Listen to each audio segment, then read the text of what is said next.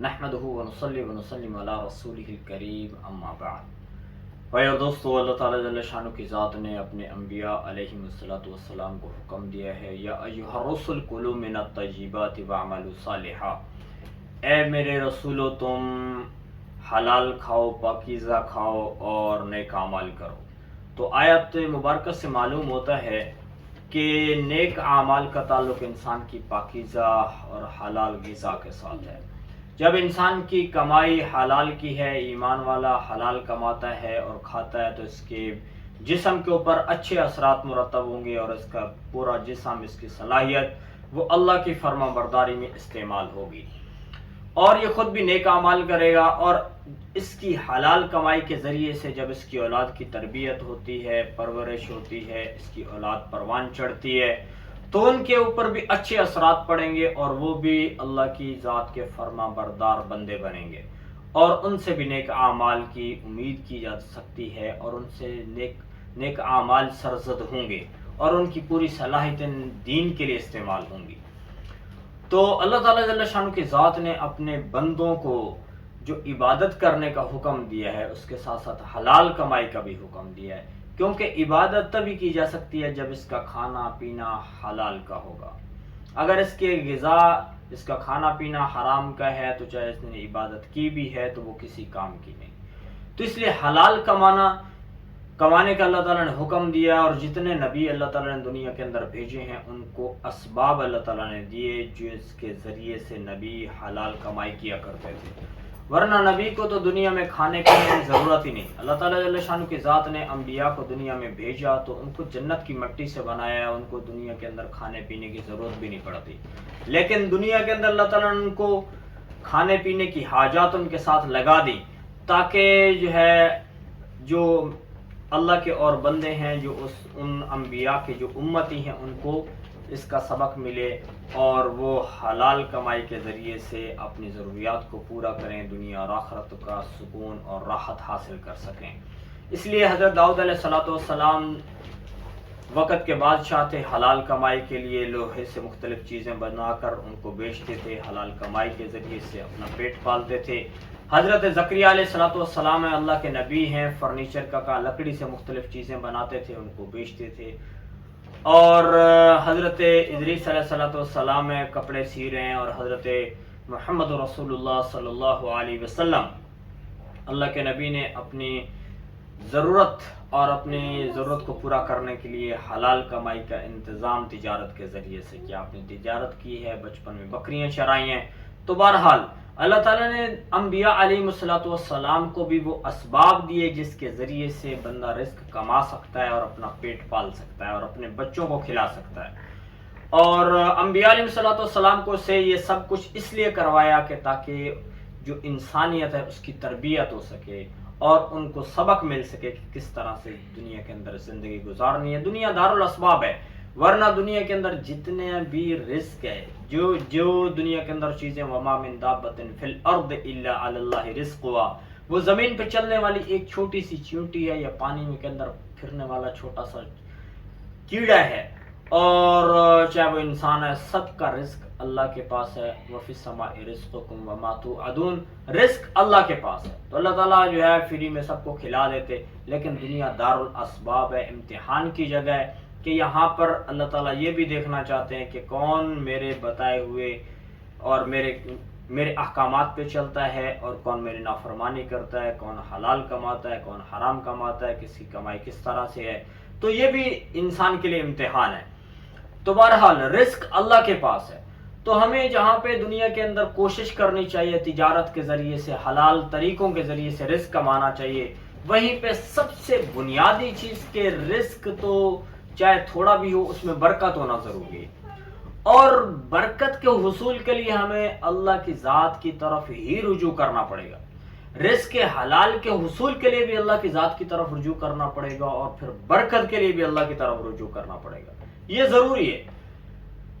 اور اس کے ذریعے سے اللہ تعالیٰ جل شانہ کی ذات کی مدد آئے گی۔ تو رزق میں برکت، یعنی رزق تھوڑا سا ہو، برکت ہو، تو تمام ضروریات پوری ہوں گی۔ اور اگر رزق بہت سارا آ رہا ہے، ایک بندے کی انکم بہت ہے لیکن وہ انکم جب گھر پہ آئے تو ایسے بکھر جاتی ہے کہ پھر اس کی زبان پہ شکوے ہوتے ہیں کہ پتہ نہیں اتنا پیسہ آیا کہاں چلا گیا. یعنی ضروریات اتنی زیادہ بڑھ جاتی ہیں کہ بندے کی ضروریات بہت زیادہ پیسے سے بھی پوری نہیں ہو رہی ہوتی. تو مطلب یہ کہ اس میں برکت نہیں ہوتی ہے. تو برکت کے حصول کے لیے میں آپ کو ایک واقعہ سناتا ہوں. حضرت عبداللہ بن مسعود رضی اللہ تعالی عنہ وہ فرماتے ہیں کہ نبی پاک صلی اللہ علیہ وسلم کی خدمت میں ایک مہمان حاضر ہو گیا تو اللہ کے نبی نے اپنے گھروں کے اندر پیغام بھیجا کہ کہیں کھانے کو کچھ ہے تو وہ بھیج دیں. اور جب تمام گھروں سے یہ پیغام واپس اللہ کے نبی کو پہنچا کہ گھر میں کچھ بھی کھانے کو نہیں ہے تو نبی پاک صلی اللہ علیہ وسلم بہت پریشان ہو گئے. اور ہم خود سوچیں کہ اگر جو ہے ہمارے پاس ایک مہمان بیٹھا ہو اور ہم اس کا اکرام بھی نہ کر سکیں, اس کو کھلا پلا نہ سکیں تو کتنی پریشانی ہوگی. تو آپ صلی اللہ علیہ وسلم کو پریشانی ہوئی تو اللہ کے نبی نے دعا کی, اور اس دعا کی برکت سے برکت کیا ملی ہے وہ ہم ابھی اس کو سن لیتے ہیں. تو آپ صلی اللہ علیہ وسلم نے دعا کی اللہم انی اسألک من فضلک ورحمتک فإنہ لا یملکها الا انت. اور دعا کا مقصد, دعا کا جو ترجمہ ہے, مفہوم ہے, وہ یہی ہے.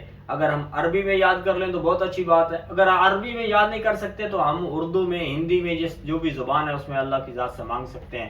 تو اللہ کے نبی نے دعا کی, اے اللہ میں تجھ سے تیرا فضل اور تیری رحمت کا سوال کرتا ہوں, اور تو ہی مالک ہے سب چیزوں کا, تیرے سوا تو کوئی مالک ہی نہیں ہے تیرے فضل کا. تو آپ صلی اللہ علیہ وسلم نے یہ دعا کی تھی کہ ایک صحابی رضی اللہ تعالی عنہ ان کے اللہ کے نبی کی خدمت میں حاضر ہوئے اور ان کے پاس بکری کا سالن تھا, بنی ہوئی بکری کا سالن اللہ کے نبی کی خدمت میں پیش کر کے عرض کی یا رسول اللہ یہ آپ کے لیے ہدیہ ہے, آپ اس کو قبول فرمائیں. تو آپ صلی اللہ علیہ وسلم نے فرمایا ھذا فضل اللہ, یہ اللہ کا فضل ہے, اور ہمیں اللہ کی ذات کے فضل, اللہ کی ذات سے اس کا فضل مانگتے رہنا چاہیے. تو میرے بھائی اور دوستو, نبی پاک صلی اللہ علیہ وسلم کی بتائی ہوئی یہ دعا ہم اس کا اگر اہتمام کریں گے تو رزق میں برکت ہوگی. اور وہ دعا بہت آسان ہے, اللہم انی اسألک من فضلک ورحمتک فإنہ لا یملکها الا انت. اگر ہم عربی میں یاد کر لیں تو بہت اچھی بات ہے. اور اس طرح کا ایک اور واقعہ کہ رزق میں برکت, حضرت حسن رضی اللہ تعالی عنہ گھر میں کھانے کو کچھ نہیں, فاقہ ہے, خود بھی بھوکے ہیں, بیوی بھی بھوکے ہے. تو 2 دن گزر گئے, اللہ کے نبی اللہ کی ذات سے دعا مانگ رہے ہیں. ایک رات, 2 راتیں, ایک دن گزرا, دوسرا دن گزرا, رات کو سوئے تو اللہ کے نبی صلی اللہ علیہ وسلم اپنے نواسے کو خواب میں ملے اور اللہ کے نبی نے فرمایا, ایک دعا بتائی کہ اے حسن تم اس دعا کا 8 دن تک اہتمام کرو, اللہ تعالیٰ تمہیں رزق دے گا. اور حضرت حسن رضی اللہ تعالیٰ عنہ فرماتے ہیں میں نے اور میری بیوی نے اس دعا کا اہتمام کیا, اللہ کی ذات کی طرف ہم متوجہ رہے, اور 8 دن کے بعد ہمارے گھر میں اتنا رزق تھا کہ سنبھالا بھی نہیں جا رہا تھا, سنبھالنا بھی مشکل ہو گیا. تو وہ دعا کیا تھی, اور وہ دعا جو ہے اس کا مکمل طور پہ جو مفہوم ہے وہ یہی ہے کہ اے اللہ تیرے سوا تو کوئی کچھ نہیں کر سکتا, اے اللہ جتنی بھی امیدیں ہیں وہ بس تیری ہی ذات سے ہیں اور کسی سے امید نہیں ہے. اور اس دعا کو جو عربی کے الفاظ ہیں وہ اس طرح سے تھے, اللہم اقذف فی قلبی رجاءک, اے اللہ میرے دل کے اندر اس بات کو جما دے کہ میری ساری امیدیں تیرے ساتھ لگی ہوں. اے اللہ تیرے سوا کوئی کچھ نہیں کر سکتا, یعنی بس تیری ذات کے سوا کسی سے امید ہی نہ ہو, تیرے ساتھ امید ہو. اے اللہ اس بات کو میرے دل میں جما دے. اللہم اقذف فی قلبی رجاءک, اور پھر دوسرا وقت رجائی عمن سواک, اور تیرے سوا کسی سے مجھے امید لگے ہی نہیں, یعنی میری امید کا تعلق صرف اور صرف تیری ذات کے ساتھ ہو, میرا دھیان کسی کی طرف جائے نہیں تیرے سوا. جب بھی مجھے کوئی ضرورت پیش آئے تو یعنی میرا جو دل ہے, میری جو اندر کی امیدیں ہیں وہ فوراً تیری ذات کی طرف جائیں, لوگوں کی طرف نہ جائیں. اے اللہ مجھے یہ جذبہ عطا فرما دے. یہ دعا کی وقت رجائی امن سواک, باقی تمام مخلوق سے میری جو امیدیں ان کو کاٹ دے, بس میں امید لگاؤں تو اسے لگاؤں. اور پھر آگے فرمایا حتی لا ارجو احدا غیرک تیرے سوا کسی سے میری امید نہ ہو، اس کا بھی یہ مفہوم ہے یا ارحم الراحمین۔ تو یہ 4 کلمات ہیں جو کلمات آپ اس کو یعنی 3-4 سینٹنس ہیں، تو اللہ کے نبی صلی اللہ علیہ وسلم نے حضرت حسن رضی اللہ تعالیٰ عنہ کو بتائے۔ حضرت حسن رضی اللہ تعالیٰ عنہ نے اور ان کی اہلیہ نے اس کا اہتمام کیا، اور اللہ تعالیٰ نے 8 دن کے بعد ان کو اتنا رزق دیا کہ سنبھالا بھی نہیں جا رہا تھا۔